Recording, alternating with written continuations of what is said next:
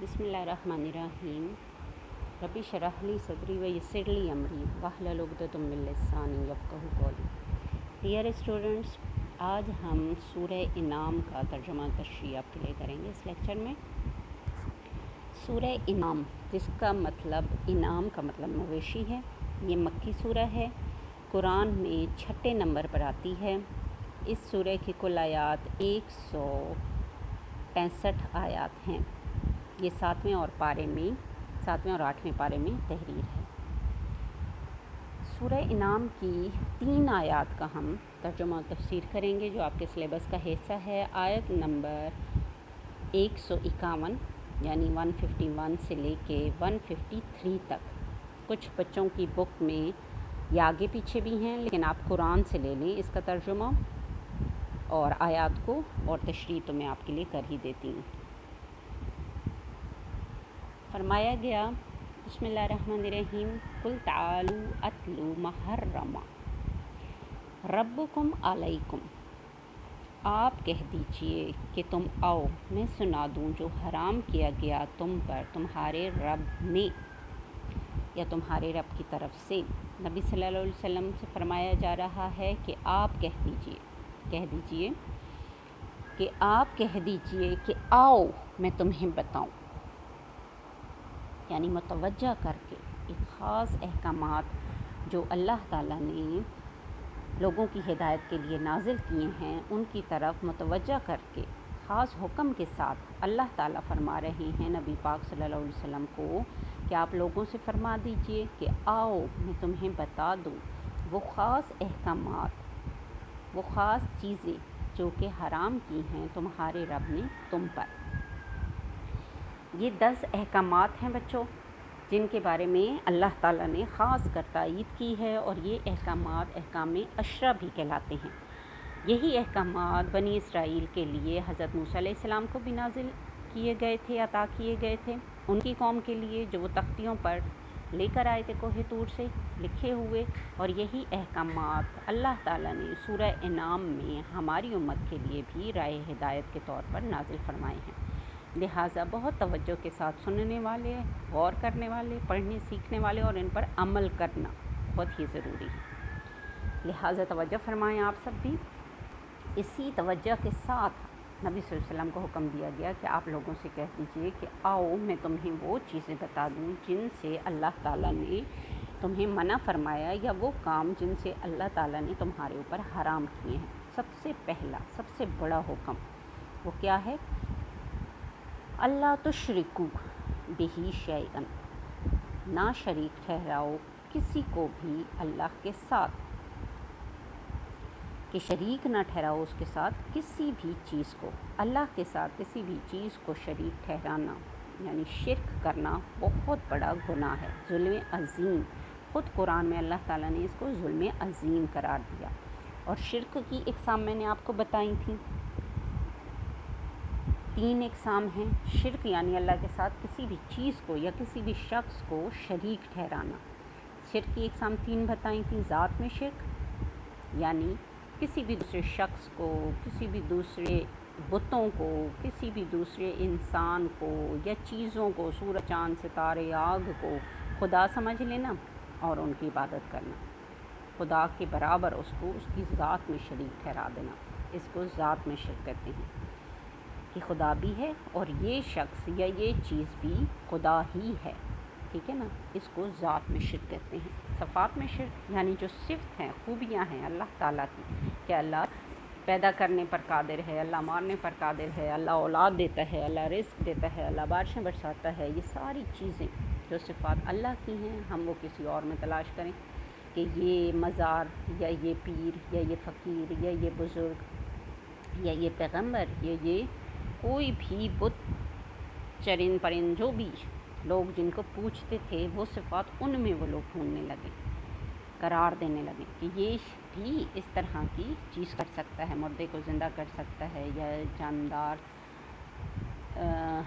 का रिज़्क़ या ये रिज़्क़ दे सकता है, ये बारिश बरसा सकता है। ये उसकी सफ़ात में शिर्क हो गया। اور صفات کے تقاضوں میں بھی شرک میں نے آپ کو بتایا تھا کہ جو یہ چیزیں دینے پر قادر ہے، پھر اس کا تقاضا کیا ہے کہ ہم عبادت بھی اسی کی کریں، دعائیں بھی اسی سے مانگیں، مناجات بھی اسی سے مانگیں۔ اگر ہم یہی چیزیں کسی اور سے کریں گے، کسی پیر سے یا فقیر کے مزاروں پہ جا جا کے مانگیں گے، تو یعنی ہم اس کی صفات کے تقاضوں میں بھی شرک کر رہے ہیں۔ لہٰذا سب سے کبیرہ گناہ، بڑا گناہ جو یہاں قرار دیا گیا اور سب سے پہلے نمبر پر اس کو لایا گیا، وہ یہی ہے کہ اللہ کے ساتھ کسی کو شریک نہ ٹھہراؤ۔ دوسرے نمبر پر آ گیا وَبِالْوَالِدَيْنِ احساناً، اور اپنے والدین کے ساتھ احسان کا برتاؤ کرو، اپنے والدین کے ساتھ نیکی کا برتاؤ کرو۔ ایک جگہ پر آیا ہے نا کہ انہیں اف تک بھی نہ کہو، ٹھیک ہے۔ والدین ہمیں محنت کے ساتھ پوری زندگی لگا کر کتنی پیار و محبت کے ساتھ پالتے پوستے ہیں، کوئی حرج ہم پر نہ آئے، کوئی مصیبت ہم پر نہ آئے، اس کے لیے وہ دن رات محنت و مزدوری کرتے ہیں، خود کم کھاتے ہیں لیکن بچوں کی خواہشات کو پورا کرتے ہیں، اور ہر ممکن حد تک وہ کوشش کرتے ہیں کہ ہم بچوں کو فیسیلیٹیٹ کر سکیں، ان کی تمام ضروریات کو پورا کر سکیں، چاہے وہ کھانا پینا ہو، اچھا پہننا ہو، اچھی جگہ پر ان کی پڑھائی، تربیت، علم حاصل کرنا ہو، تمام خواہشات۔ ہر بچہ، آپ خود جانتے ہیں، آپ نے والدین کو دیکھا ہوگا کتنی سختیاں تکلیفیں برداشت کر کے وہ آپ کی پرورش کرتے ہیں۔ اسی لیے قرآن میں دوسرے نمبر پر یہ حکم آیا ہے کہ اپنے والدین کے ساتھ احسان کے ساتھ پیش آؤ، حسن سلوک کے ساتھ پیش آؤ۔ ہم ساری زندگی بھی، یہ حدیث مبارکہ میں آیا ہے کہ کندھے پر اٹھا کے اگر باپ کو یا والدہ کو حج بھی کرائیں، تب بھی ان کے ایک ایک پل کے پسینے کا ہم قرض ادا نہیں کر سکتے۔ ساری زندگی بھی اگر ہم ان کی خدمت کرتے رہیں تو ان کے احسان کو ہم اتار نہیں سکتے، جس شفقت کے ساتھ انہوں نے ہمیں پیدا کیا اور پالا پوسا، خدمت کی ہماری، پرورش کی ہماری، اور یہاں تک ہمیں پہنچایا۔ ہر ماں باپ، چاہے وہ امیر ہوں، غریب ہوں، جس حالت میں بھی ہوں، وہ والدین کو اچھی تربیت دینے کے لیے ہر ممکن کوشش کرتے ہیں۔ اسی لیے بلکہ کئی اوقات، کئی دفعہ تو اولاد کی خاطر وہ غلط کام کرنے تک پہ بھی مجبور ہو جاتے ہیں۔ تو والدین دنیا میں اللہ تعالیٰ کی بہت بڑی نعمت ہیں جو اولاد کو حاصل ہوتی ہے۔ اس لیے اللہ تعالیٰ نے یہاں دوسرے نمبر پر حکم فرمایا اپنے والدین کے ساتھ احسن طریقے سے حسن سلوک کرو۔ تیسرے نمبر پر فرمایا وَلَا تَقْتُلُوا أَوْلَادَكُم مِّنْ إِمْلَاقٍ، اور اپنی اولاد کو قتل نہ کرو مفلسی کے ڈر سے، مفلسی کے ڈر سے اپنی اولاد کو قتل نہ کرو۔ نحن نرزقکم وإیاہم، اور ہم تمہیں بھی رزق دیتے ہیں اور انہیں بھی رزق دیتے ہیں۔ پہلے زمانے میں بھی یہ رسم چلی آتی تھی حضور صلی اللہ علیہ وسلم کے دور میں کہ لوگ خاص کر لڑکیوں کو پیدا ہوتے ہی زندہ درگور کر دیتے تھے۔ اس میں دو چیزیں تھیں، ایک تو وہ شرماتے تھے کہ کسی کو ہمیں اپنا داماد بنانا پڑے گا اس وجہ سے، اور دوسرا اس وجہ سے کہ وہ کہتے تھے کہ اتنے بچوں کا ہم پرورش کیسے کریں گے، پال پوس کے ان کو کھلائیں گے کہاں سے، ضروریات زندگی اور کھانے پینے کا سامان ہمیں جمع کرنا پڑے گا جس کے لیے ہمیں مشکل پیش آئے گی۔ اس خوف سے وہ اپنے بچوں کو زندہ درگور کر دیتے تھے یا مار دیتے تھے۔ کیا آج کل کے زمانے میں یہ ہو رہا ہے؟ آپ مجھے بتائیں۔ دیکھا جائے تو آج کل بھی ہمارے معاشرے میں یہ 2 بچوں کا یا 4 بچوں کا جو ٹرینڈ چل رہا ہے، اور زیادہ تر لوگوں سے پوچھا جائے تو آگے سے یہی کہتے ہیں نا کہ بس بچے اتنے ہی کافی ہیں جن کی تربیت اچھی طریقے سے کر لی جائے، بس جن کو اچھا ہم پڑھا لکھا لیں، کھلا پلا دیں، ان کی ضروریات پوری کر لیں، یہی بچے کافی ہیں۔ تو دیکھا جائے تو یہ بھی تو ایک صورت ہے، اسی آیت کے پس منظر میں آ رہی ہے کہ اپنے بچوں کو مفلسی کے ڈر سے قتل مت کرو، تمہیں بھی ہم رزق دیتے ہیں اور ان کو بھی ہم ہی رزق دیتے ہیں۔ لہٰذا بہت غور طلب آیت ہے، یہ بھی اس پر غور کرنا چاہیے۔ اولاد کا اور خود ہمارا رزق جب اللہ کے ہاتھ میں ہے تو اس خوف سے اولاد کو پیدا نہ کرنا، یا اس خوف سے اولاد کو جیسے وہ لوگ مار دیتے تھے مار ڈالنا، انتہائی کبیرہ گناہوں میں اس کا شمار ہوا ہے، اور اللہ تعالیٰ ہمیں یہاں سختی سے اس بات سے بھی منع کر رہے ہیں کہ اپنی اولاد کو رزق کی تنگی کی وجہ سے یا مفلسی کے خوف سے قتل مت کرو۔ ٹھیک ہے نا، یہ کبیرہ گناہوں میں شامل ہے، کیونکہ واقعی رازق تو اللہ تعالیٰ ہے، جس طرح وہ ہمیں رزق دے رہا ہے، جس بھی جان کو وہ پیدا کرتا ہے، ساتھ ہی اس کا رزق بھی وہ اتارتا ہے۔ آگے فرمایا وَلَا تَقْرَبُوا الفَّوَاحِشَ مِن ظَهَرَ مِنْهَا وَمَا بَطَنَ، اور برائی کے کاموں کے پاس بھی مت جاؤ، چاہے وہ ظاہر ہوں یا چھپے ہوئے۔ برائی بے حیائی کے کاموں کے پاس سختی سے منع فرمایا گیا۔ یہ بھی احکام عشرہ میں چوتھے نمبر پر گناہ آ رہا ہے کہ بے حیائی کے کاموں کے پاس نہ جاؤ۔ اسلام میں ہر ایسے برے کام کے لیے یہ الفاظ استعمال اور بولے جاتے ہیں جن کی برائی اور فساد کے اثرات برے ہوں اور دوسروں تک پہنچیں۔ ٹھیک ہے نا، بے حیائی کے جتنے بھی کام ہیں، جیسے نامحرموں کے لیے ہمیں آنکھ اٹھا کر دیکھنے کا حکم نہیں دیا گیا، پھر اس سے آگے کیونکہ باقی چیزیں بڑھتی ہیں، جب ہم غلط طریقے سے کسی کو دیکھتے ہیں پھر غلط خیالات ذہن میں آتے ہیں، پھر وہ آگے چیزیں بڑھتی جاتی ہیں اور بے حیائی میں کہاں سے کہاں تک آدمی نکل جاتا ہے۔ بیہودہ باتیں، بیہودہ حرکات، اور پھر آج کل تو میڈیا جہاں ہمارا پہنچ گیا ہے، بے حیائی عروج پر آ گئی ہے، تو بیہودہ چیزیں دیکھنا۔ ایک حدیث مبارکہ میں اس کا مفہوم بھی یہی ہے کہ اس وقت تنہائی میں انسان زیادہ گناہ کریں گے، اپنی تباہی کا زیادہ سامان کرنے لگیں گے۔ تو صحابہ نے پوچھا تنہائی میں کیسے کریں گے؟ جیسے سر عام تو ہم گناہ کر سکتے ہیں، لوگوں کے ساتھ ہم مل کر برائی کر سکتے ہیں، تنہائی میں بے حیائی کیسے کریں گے جب کوئی بھی نہ ہو؟ تو آج کل کے دور میں دیکھیں آپ اکیلے اور موبائل آپ کے پاس، سب بالکل تنہائی میں الگ کمرے میں، تو یہی وہ چیزیں تھیں جو نور نبوت سے نبی صلی اللہ علیہ وسلم نے 1400 سال پہلے ہمیں جن سے متنبہ کر دیا تھا کہ ہم تنہائی میں ہوں گے، کوئی ہمارے ساتھ نہیں ہوگا، لیکن بے حیائی تب بھی عام ہوگی، کرنے والے بھی حیائی کے کام کریں گے۔ آج یہی ڈیوائسز جو ہمارے لیے ایجاد ہوئی ہیں، سائنس نے، انسان کو عقل اللہ تعالیٰ نے دی اور اس نے یہ چیزیں ایجاد کی، دیکھا جائے تو بہت ساری چیزیں ہمارے بے شمار فائدے کے لیے ہیں۔ ان چیزوں کا واقعی گنا جائے تو اتنا فائدہ ہے کہ ہم شمار نہیں کر سکتے، لیکن اگر ہم ان کا مس یوز کرنا شروع کر دیں تو پھر ان کے نقصانات بھی اتنے ہیں کہ جن کو ہم شمار نہیں کر سکتے۔ انہی سے کوئی درس و تدریس سیکھتا ہے، علم و فن سیکھتا ہے، تو انہی سے کوئی بے حیائی بھی سیکھتا ہے، برے کام بھی سیکھتا ہے، ٹھیک ہے نا۔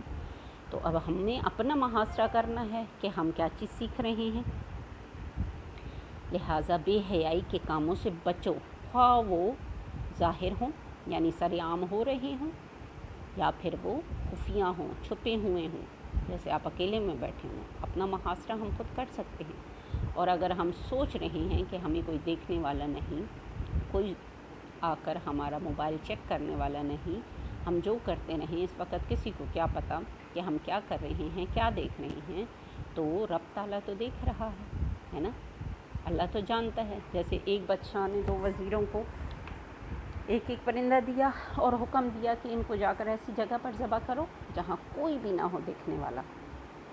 تو ایک تو وزیر گیا، اس نے جا کر دیکھا ایک غار میں چھپ کر کہ وہاں کوئی بھی نہیں ہے، کوئی اس کو ذبح کر وہ لے آیا۔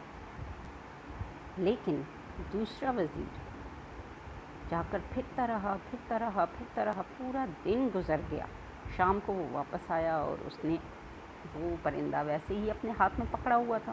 تو بادشاہ نے پوچھا کیوں تم نے میرے حکم کی تکمیل؟ تو اس نے کہا بادشاہ سلامت، آپ کا حکم تھا کہ ایسی جگہ اس کو ذبح کرنا ہے جہاں کوئی بھی دیکھنے والا نہ ہو، تو میں تو پہاڑوں میں، غاروں، صحراؤں میں کہاں سے ہو آیا ہوں، جہاں واقعی بند کمرے میں بھی کوئی بھی نہیں تھا، لیکن وہاں بھی میرا رب تھا جو مجھے دیکھ رہا تھا، اس وجہ سے میں اس کو لے آیا، کیونکہ آپ کا حکم تھا کہ وہاں قتل کرنا ہے، وہاں اس کو ذبح کرنا ہے جہاں کوئی بھی نہ دیکھنا ہو، تو میں نے تو ایسی کوئی جگہ نہیں دیکھی جہاں میرا رب مجھے دیکھ نہ رہا ہو، جہاں میں نے اپنے رب کو نہ پایا ہو۔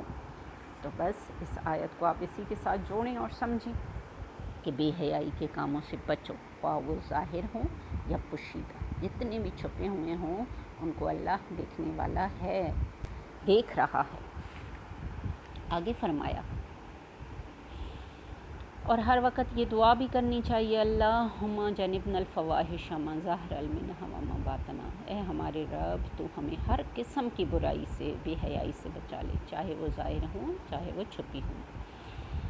آگے فرمایا ولا تقتلوا النفس التی حرم اللہ، اور کسی انسان کا، کسی جان کو قتل نہ کرو جس کو اللہ تعالیٰ نے حرام قرار دیا، الا بالحق، مگر حق کے ساتھ، اور کسی جان کو نہ قتل کرو جس کو اللہ نے حرام قرار دیا مگر حق کے ساتھ۔ یہاں کسی جان کو قتل نہ کرنا، اس میں آپ صلی اللہ علیہ وسلم نے بھی فرمایا کہ کسی مسلمان کا خون حلال نہیں، ٹھیک ہے نا، کسی مسلمان کا بھی خون حلال نہیں ہے۔ نبی کریم صلی اللہ علیہ وسلم نے اس کی تشریح یوں فرمائی، مگر 3 چیزوں میں، کسی انسان کا بھی، کسی مسلمان کا بھی خون حلال نہیں مگر 3 چیزوں میں۔ ایک یہ کہ وہ شادی شدہ ہونے کے باوجود بدکاری میں مبتلا ہو، یعنی شادی شدہ ہو کر بھی زنا کرے، تو ایسے شخص کا قتل جائز ہے۔ دوسرا وہ کہ اس نے کسی کو ناحق قتل کیا ہو، تو اس کے بدلے میں قصاص لیا جائے گا اس سے، یعنی قصاص کے طور پر قتل کیا جائے گا، مارا جائے گا۔ تیسرا یہ کہ وہ اپنے دین حق کو چھوڑ کر مرتد ہو گیا ہو، یعنی اپنا دین اس نے چھوڑ دیا ہو، اسلام کو ترک کر دیا ہو اور مرتد کسی بھی دوسرے دین کو اختیار کر گیا ہو۔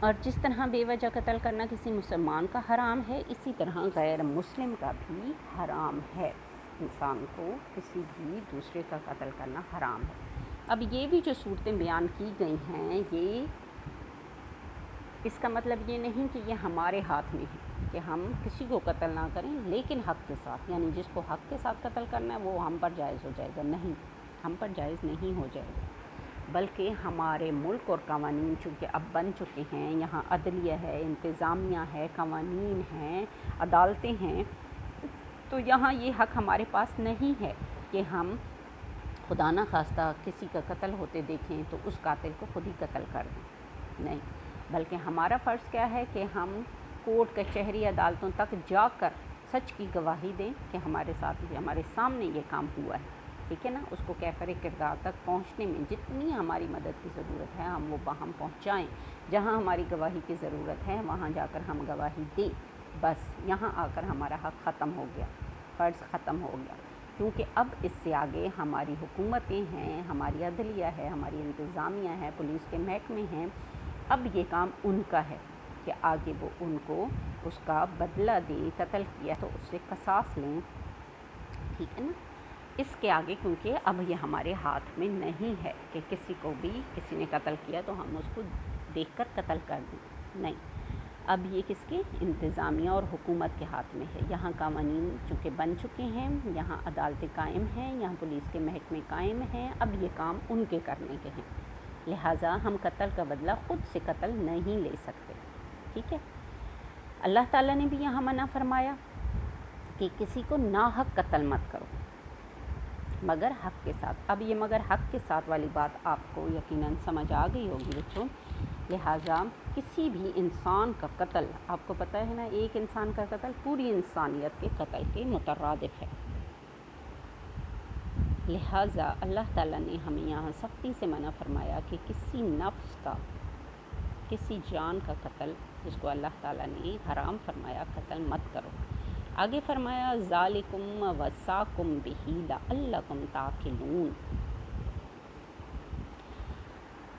تاکہ اللہ تمہیں یہ حکم دیتا ہے تاکہ تم سمجھو، اور اللہ تعالیٰ یہ تم کو حکم دیتا ہے، ذالک وصاکم، تمہیں یہ نصیحت کرتا ہے، بہ، تاکہ لعلکم تعقلون، تم سمجھو، عقل سے کام لو، ٹھیک ہے نا۔ آگے فرمایا ولا تقربوا مال الیتیم الا بالتی ہی احسن حتی یبلغ اشدہ، اور یتیم کے مال کے قریب بھی مت جاؤ مگر احسن طریقے سے، یہاں تک کہ وہ بلوغت کو پہنچ جائے۔ یتیم کے مال کو کھانا سخت ترین گناہ ہے، آپ کو پتہ ہے نا، حرام ہے ایسا مال کھانا جو یتیم کا ہو، ناحق کھانا، اس کو سختی سے منع کیا گیا ہے۔ اللہ ताला ने यहाँ वाज़ेह अल्फाज में फरमाया, यतीम के माल के पास भी मत जाओ मगर अच्छे तरीके से, जो मुस्तहसन हो, अच्छा हो, पसंदीदा हो, यहाँ तक कि वो अपने सने बलूग को पहुँच जाए। इसमें यतीम के सने बलूग नाबालिग बच्चों के वली और पालने वालों से ख़िताब किया गया है। जैसे खुदा न खास्ता फ़ैमिली में किसी के वालिद फ़ौत हो जाते हैं तो आपकी हैसियत उसके चचा की है, तो अब वो आपकी ज़िम्मेदारी में आ गए हैं कि आप उनकी परवरिश करें। तो ये जो उनकी परवरिश करते हैं, उनको देखभाल करते हैं, उनको उनका वली करार दिया जाता है। अब वली की क्या ज़िम्मेदारी है कि वो उसके माल की हिफाजत करें, ठीक है, नाजायज़ तरीके से उसको खा ना जाएं, ये जुल्म ना करें, क्योंकि यतीम के माल को खाना आग में पेट में आग भरने के मुतरादिफ है। एक हदीस मुबारक में है, नबी सल्लल्लाहु अलैहि वसल्लम जब मिराज के मौके पर गए थे तो आपने कुछ लोगों को देखा था कि उनके पेट फूले हुए थे, बहुत मोटे मोटे, बहुत ज़्यादा फूले हुए थे, और वो बैठे हुए थे और उनके पेटों में सांप रेंग रहे थे, साफ नज़र आ रहे थे कि अंदर उनके सांप रेंग रहे हैं। तो आप सल्लल्लाहु अलैहि वसल्लम ने हज़रत जिब्रील अमीन से दरियाफ़्त किया, ये कौन लोग हैं? तो उन्होंने फरमाया, या रसूलल्लाह, ये वो लोग हैं जो यतीम का माल खाते थे और सूद खाते थे, ठीक है ना। तो यतीम के माल को नबी पाक सल्लल्लाहु अलैहि वसल्लम ने पेटों में आग भरने के मुतरादिफ करार दिया, आग भरने के मुतरादिफ। लिहाजा इससे बचना चाहिए, उन पर शफ़क़त का हाथ फेरना चाहिए। आपको पता है ना, यतीम के सर पर शफ़क़त का हाथ फेरना हदीस मुबारक के मुताबिक ऐसे है कि जितने आपके हाथ के नीचे उसके बाल आएंगे, अल्लाह ताला उतनी आप पर रहमत नाज़िल फरमाएगा। उसके सर पर जब आप हाथ फेरेंगे और जितने बाल आपके हाथ के नीचे आएंगे, उतना अल्लाह ताला आप पर रहमत फरमाएगा, यानी शफ़क़त से पेश आने का इतना ज़्यादा अल्लाह ताला आपको अजर अता करेगा। फिर यहाँ जब फरमाया गया कि एहसन तरीके से, यानी माल को अगर इस्तेमाल करो तो एहसन तरीके से, उसका क्या मतलब है? यानी यतीम के माल की हिफाजत करना और किसी ऐसी जायज़ तिजारत या कारोबार में लगाना जिससे वो बढ़े और इसमें नुकसान का ख़तरा ना हो। ये तरीका मुस्तहसन भी है और ज़रूरी भी है, क्योंकि अभी वो बच्चे हैं, छोटे हैं, तो ऐसे तो माल उनका ज़ाया हो जाएगा, इस्तेमाल हो कर, उन पर ख़र्च हो कर। अगर आप उनकी परवरिश करेंगे अपना माल लगा कर, तो ये तो इंतहा दर्जे की अल्लाह ताला की रहमत आप ख़रीद रहे हैं। इसका मतलब ये है कि आप उनका शफ़क़त से अगर पाल रहे हैं अपने पैसे के साथ, तो फिर तो समझें इसका अजर अज़ीम आप अल्लाह से हासिल करेंगे। लेकिन अगर आपकी खुद इतनी इस्तिताअत ही नहीं है, अपने घर बार बच्चों को बड़ी मुश्किल से आप पाल रहे हैं, बड़ी मुश्किल से उनके अखराजात पूरे कर रहे हैं, और ऊपर से खुदा न खास्ता आपके कोई ऐसे रिश्तेदार, हाँ जी, भतीजे आप पर पड़ जाते हैं, यतीम हो जाते हैं और उनकी ज़िम्मेदारी भी आप पर आ जाती है, तो अब आप क्या करें? आपका तो अपना कमाई इतनी नहीं है कि आप मुश्किल से अपने खर्चे चला रहे हैं, उनको कैसे पालें? तो ऐसी सूरत में आप उनके माल से, यानी जो उनके वालिद छोड़ गए हैं, कोई कारोबार है, कोई दुकान है या कोई ज़मीन है, जो भी उनके वालिद छोड़ गए हैं, उसमें से आप उन पर ख़र्च करें, उनकी परवरिश करें, उनको पालना पोसना, दवाई इलाज, तालीम, जो भी उन पे कपड़े लिबास खाना पीना ख़र्चा आता है, वो आप उनसे लेकर, उनके माल से लेकर उन पर ख़र्च कर सकते हैं। दीन बल्कि फ़िक्की उसमें तफसील में चली जाएँ तो दीन तो हमें यहाँ तक भी इजाज़त देता है कि अगर आप बहुत मुफलिस हैं, अपनी ज़रूरियात के लिए भी मोहताज हैं, तो फिर आप उनकी माल में से अपने ऊपर भी ख़र्च कर सकते हैं, बिल्कुल बक़द्रे ज़रूरत, सिर्फ़ बक़द्रे ज़रूरत माल ले सकती हैं। क्यों? इसके एवज़ कि आप उनकी देखभाल कर रहे हैं, आप उनकी परवरिश कर रहे हैं, अच्छे बुरे हर चीज़ से उनकी हिफाजत कर रहे हैं, इसके एवज़, ठीक है ना, उनको प्रोटेक्शन मुहैया कर रहे हैं, उनको हर तरह से आप उनकी हिफाजत कर रहे हैं।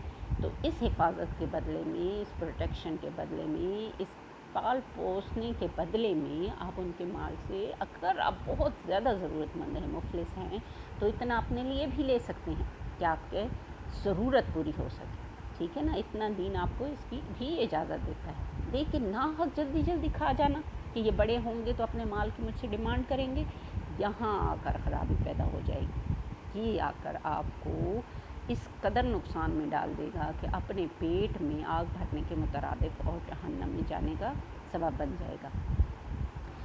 تو یہاں مال ان کا اگر آپ کسی ایسے کاروبار میں لگا دیتے ہیں یا کسی ایسی تجارت میں لگا دیتے ہیں جہاں ادھر سے پروفٹ آ رہا ہے اور ان کا خرچہ نکلتا جا رہا ہے، تو یہ احسن طریقہ ہے، احسن ترین طریقہ ہے کہ انہی کے مال میں سے جو فائدہ ان کو حاصل ہو رہا ہے کاروبار میں لگ کر، وہ ان کی دیکھ بھال پر خرچ ہو رہا ہے۔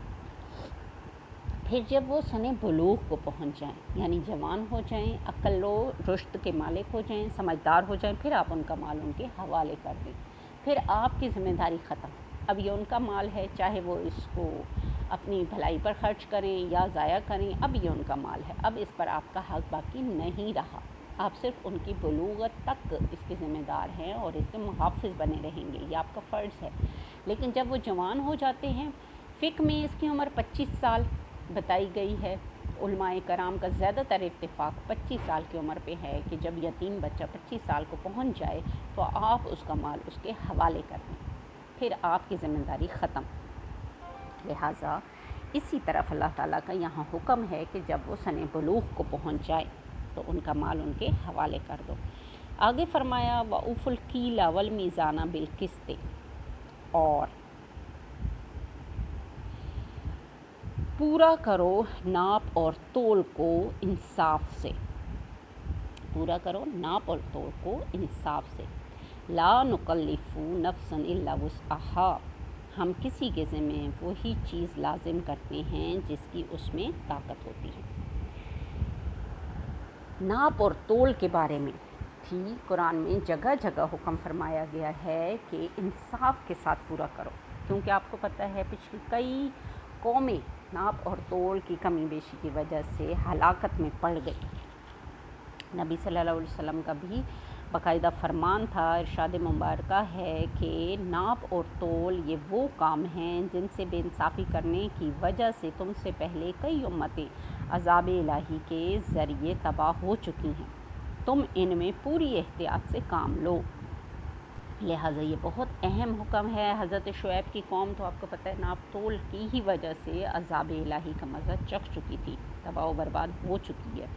لہٰذا آج اگر ہم اپنے دور میں دیکھیں تو کس چیز میں ناپ اور تول پورا ہے، کتنی زیادہ ملاوٹ ہے، کتنا زیادہ دودھ لیں تو اس میں قطرہ دودھ نہیں ہوتا۔ آج کل تو سنتے ہیں پتہ نہیں یہ پاؤڈر، یہ تیل، یہ پانی، یہ صرف، یہ چیزیں تک ڈال کر وہ دودھ بنا دیتے ہیں اور اس میں اصل دودھ کا ایک قطرہ تک نہیں ہوتا۔ پھر ناپ تول کی کمی دیکھیں، اگر آپ 3 کلو لیں تو وہ 3.25 اور 2.5 سے کبھی بھی زیادہ نہیں ہوتا۔ کتنا زیادہ ناانصافی ہے۔ انہوں نے اپنے برتن رکھے ہوئے ہیں، تولنے کے لیے ترازوؤں کے نیچے چیزیں چپکائی ہوتی ہیں تاکہ وہ بھاری ہو جائیں، اس طرف سے گوشتوں پر پانی ڈال کر ان کو بھاری کر دیا جاتا ہے، سبزیوں پر پانی ڈالا جاتا ہے اسی غرض سے بار بار پورا دن، اور کئی اس طرح کی چیز آپ تازی لیں گے اور جب گھر آئیں گے تو وہ بھوسی سڑی ہوئی چیز ہوگی، کیونکہ انہوں نے اپنے آگے کوئی اور پیکٹ بنا کے پہلے ہی رکھے ہوتے ہیں۔ جیسے ہی آپ تو اپنی پسند سے چن کر پھل یا سبزی خریدیں گے، لیکن جب گھر آتے ہیں وہی شاپر کھولتے ہیں تو وہ بدلا ہوا ہوتا ہے۔ تو یہ ہماری قوم کا حال ہے جس میں ناپ اور تول کا یہ حساب ہے کہ انتہائی درجے کی بے ایمانی ہمارے ملک میں ہو رہی ہے، ہر جگہ ہو رہی ہے۔ امت مسلمان کا حالت آج اگر ابتر ہے، بدحال ہے، ہم پر ہی پے در پے جو عذاب نازل ہوتے جا رہے ہیں، انہی ہماری حرکتوں کی وجہ سے تو ہو رہی ہیں، لیکن ہم سمجھتے ہی نہیں ہیں، عقل ہی نہیں لیتے، عقل سے کام ہی نہیں لے رہے کہ یہ ظلم، یہ اگر ہم پر عذاب نازل ہو رہے ہیں، آج کرونا کا عذاب ہے، ٹڈی دل کا عذاب آیا ہوا ہے، فصلیں ہماری تباہ ہو رہی ہیں، کھانے پینے کے لیے ہمارے پاس ہے نہیں، اوپر ایک سے ایک ظالم حکومت مسلط ہو جاتی ہے، تو یہ ساری چیزیں کیا ہیں؟ انہی اعمال کا تو نتیجہ ہے، لیکن ہم سمجھتے نہیں، عقل سے کام نہیں لیتے، پھر بھی ہم توبہ نہیں کرتے، پھر بھی ہم ڈٹھائی کے ساتھ اپنے ان تمام کاموں میں لگے ہوئے ہیں کہ آج کا ہم فائدہ اٹھا لیں، باقی لوگ جائیں، جس کو کھانے کو نہیں مل رہا، اگر کسی کے لیے نہیں ہو رہا تو نہ ہو، ہم تو اپنے لیے حاصل کر لیں، لیکن ہم دنیاوی فائدے کے ساتھ ساتھ آخرت کا عذاب بھی ہم اپنے لیے حاصل کر رہے ہیں، دنیا میں بھی عذاب اٹھا رہے ہیں لیکن عقل و شعور نہیں رکھ رہے۔ اور آخرت میں تو آپ کو پتہ ہی ہے کہ اس کے بارے میں کتنی وعید آئی ہے۔ لہٰذا یہاں بڑی سختی سے منع فرمایا گیا کہ ناپ اور تول کو انصاف کے ساتھ پورا کرو، اور کسی بھی پر ہم اس کی جان پر اس کی طاقت سے زیادہ بوجھ نہیں ڈالتے۔ اس بات کو بھی سمجھنا چاہیے، اللہ تعالیٰ ہمیں اپنی طاقت سے زیادہ نہیں آزماتا، لہٰذا جو ہمیں حکم دیا گیا ہے بس ہم اس کو تو پورا کریں احسن طریقے سے۔ 8واں حکم جو ہمیں فرمایا گیا یہاں وہ ہے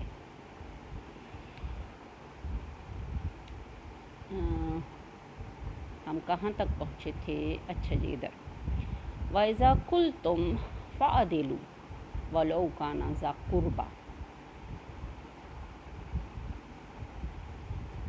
اور بات کہو تو حق کہو، اگرچہ وہ تمہارے اپنے قریبی ہی کیوں نہ ہوں۔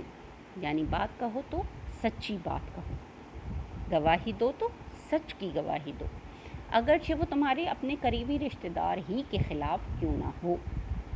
یہاں ہر قسم کی بات اور معاملے کے لیے یہ حکم نازل ہوا ہے کہ یعنی جب تم بات کہو تو وہ حق کی کہو، اگرچہ وہ اپنا قریبی رشتہ دار ہی کیوں نہ ہو۔